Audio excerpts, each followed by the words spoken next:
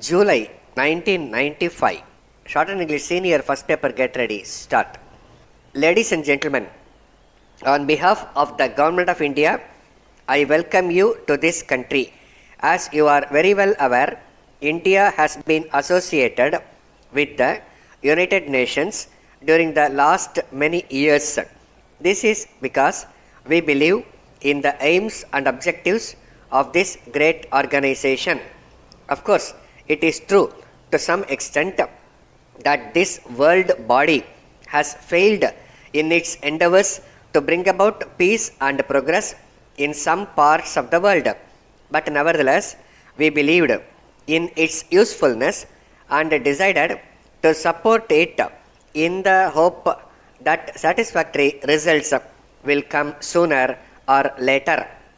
We are gathered here today to discuss about the various problems faced by the countries in Asia. During the last many years, these problems have been considered in the world context. As a result, these countries have been neglected. It was not considered important enough for as much attention to be given to it as was given to certain other parts of the world. But we have to attach more importance to the problems in Asia because they affect us more intimately.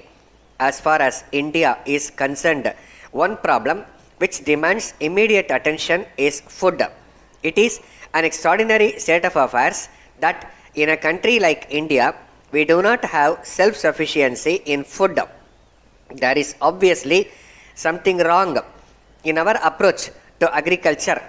I have, however, no doubt in my mind that India can produce enough food, if not immediately, but in the course of a few years.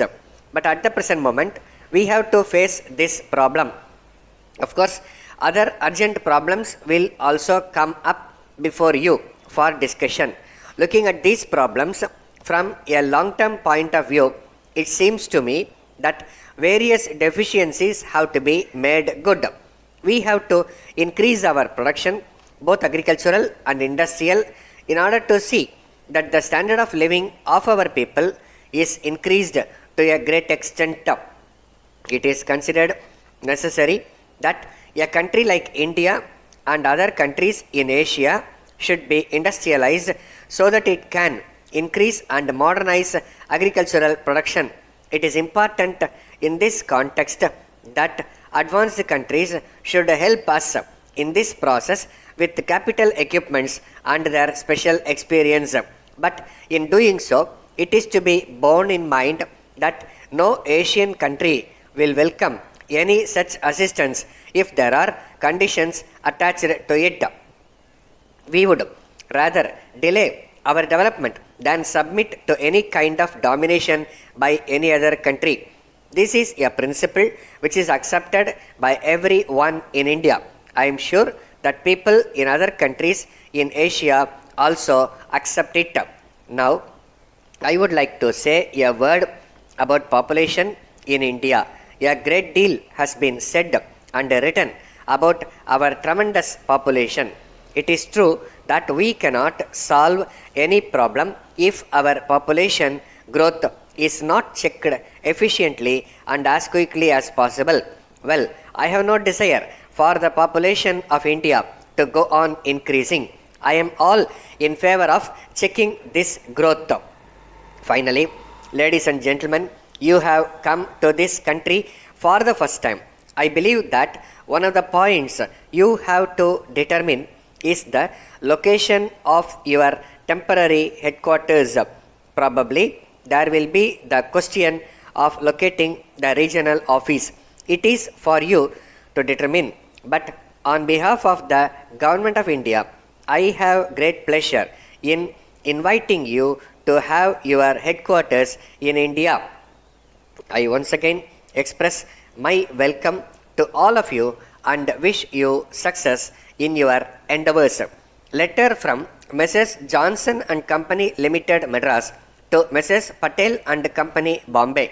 Dear sirs, with reference to our order dated 2nd instant, we shall be glad if you will kindly let us know when we may expect delivery of the goods.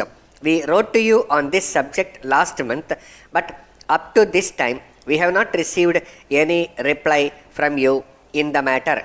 We must have a definite promise of early delivery by return of post.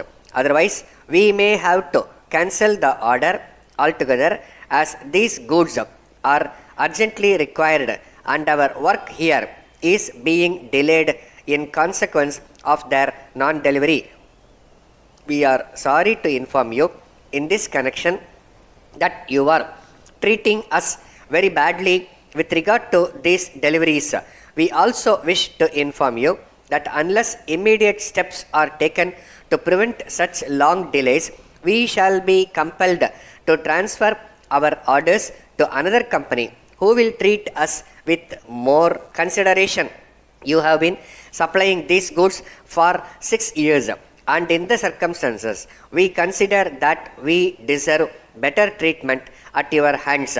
Apart altogether from this, we have been writing to you on the subject for the last 2 or 3 months, but our letters seem to have been absolutely ignored. We would therefore like to request you to look into the matter urgently and let us have a proper reply at once. Yours faithfully. Stop.